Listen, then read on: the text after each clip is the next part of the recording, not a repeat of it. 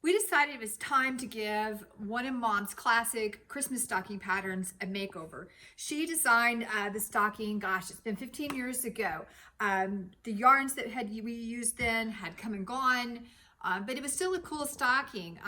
It's just a great way to learn Entrelac.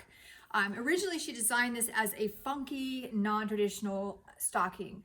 It was designed to use the the shifting color yarns, and with some of them will even turn out so each rectangle is a different color. And then we top it off with the kind of a fun novelty yarn.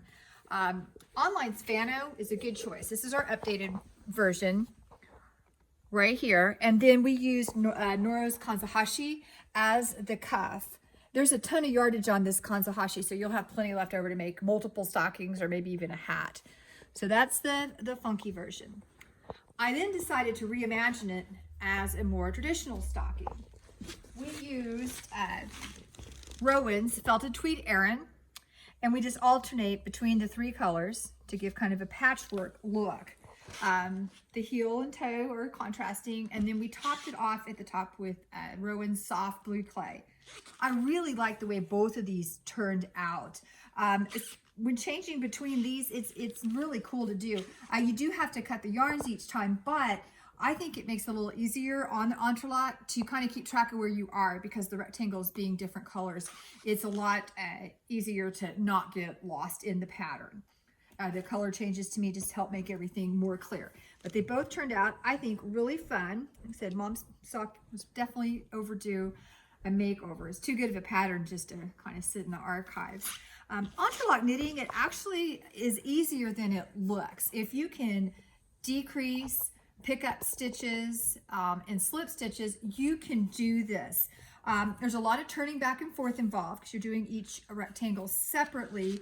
Some knitters even will start knitting backwards. Down.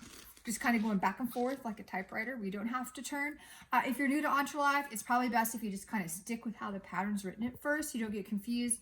But once you get moving along, if you're tired of all the constant turning, you might try, knitting backwards. It's fun to do. Back when Mom decided to tackle Entrelac knitting, like a lot of things, she wasn't happy with how it looked. The instructions back then were not as modernized as they are today. A lot of them would call for the no slip stitches at all to be involved. You would pick up stitches like normal, leaving kind of a bulky seam, just little things she didn't like. The way that we do the Entrelac, and a lot of newer patterns are written this way, with each rectangle you have two edges. One is just like a regular end of the row edge, and that's the edge that you slip. The other side is decreased, and you don't slip those stitches. And then the decreases that you use will be paired decreases between the SSK and the purl two together. I've seen some instructions that call for knit two togethers in the rectangles, and you don't want to do that. You want to do the SSK. Now, when you get to it's actually knit this way, to the top triangles, there will be a knit two together in there, and that's okay. It's just in the rectangles. So if you do encounter a pattern that maybe hasn't been modernized, just remember to always slip the non-decreased edges, always slip those stitches, the first stitch of each row purlwise, and then on the decreased edge, be sure and use SSK on the knit rows and purl two togethers on the purl rows. And naturally in the pattern, Mom has, she sherry-eyes the foot so that you have the perfect heel in the nice pickup. So it'll turn out just as nice as your regular socks. Some describe Entrelac as looking like basket weave. I think of a lattice pie, but maybe that's just because I have carbs on my mind. So today we have several fun treats for you.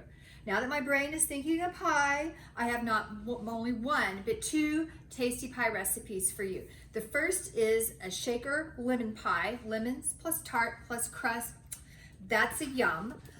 Pro tip, it's perfectly acceptable to use store-bought pie crust. All of the bakers in my family, including my grandmother, who is an expert pie maker, will tell you that the Pillsbury crust are hard to beat. The homemade she'd always tell me, is not worth the extra effort. I used to try to show off making my homemade crust. I think I finally gave in when I would make Keith his favorite pecan pie with my homemade crust, only to watch him take the filling, scoop it off the crust, and throw the crust in the trash. After a couple go rounds of that, I said I give up. I quit. So the Pillsbury refrigerated pie crust is the way to go. Also, when you go to the store during the holidays and they're sold out, you'll notice there's this empty space where the Pillsbury pie crust are, and then a whole pile of store brand. There's a reason why. Don't ever make the mistake and say, oh, well, I'll do those. Those are horrible. I mean, beyond horrible. They're not even edible. That's why there's a whole stack there. Only a few unsuspecting husbands thinking that they're helping you out actually buy those. Don't buy those. It's better to just make something else and just give up on pie altogether. If you have more of a sweet tooth, I also have Mom's strawberry pie recipe for you. It's made with a simple Bisquick crust and topped with yummy whipped cream. I made my own, but Cool Whip would be perfectly fine to use too. Both of these pies, really easy to make. You can find their recipes on today's blog post at news.swaggeek.com. But wait, there's more today. And only today, Mom's Entrelac Stocking pattern will be free on today's blog post. So be sure and download it today because it will go away tomorrow. And one lucky winner is going to win the kit to make the tri-colored Entrelac stocking that's shown right here. The whole kit, everything you need. If you'd like to get your name in the hat to be the big winner today, simply leave a comment on today's blog post at news.swaggeek.com. We want to know, what is your favorite kind of pie? So leave a comment. We will pick one lucky winner, and you have until 8 a.m. tomorrow.